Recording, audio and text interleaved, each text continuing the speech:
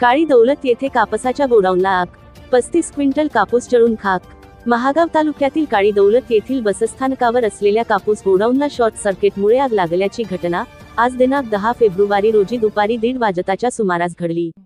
या आगीमुळे 35 क्विंटल कापूस जळून खाक झाला। प्राप्त माहितीनुसार काळी दौलत येथील व्यापारी प्रकाश विठ्ठल मेथेकर यांची बसस्टँडवर ओम ट्रेडर्सचं दुकान आहे। यामध्ये 90 क्विंटल कापूस होता।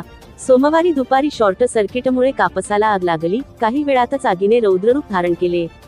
नागरिकांनी घटनेची माहिती अग्निशमन विभागाला दिली। आगीवर नियंत्रण मिळविण्यासाठी पुसद नगरपरिषदेचा अग्निशमन विभागाचे पथक पोहोचले। अग्निशमन पथकाने अथक परिश्रम घेऊन आगीवर नियंत्रण मिळविले। तोपर्यंत गोडाऊन मधील 35 क्विंटल कापूस जळून खाक झाला व उर्वरित कापूस पाण्यात भिजल्यामुळे खराब झाला। या घटनेत व्यापारी प्रकाश मेथेकर यांचे 2,20,000 रुपयांचे आर्थिक नुकसान झाले।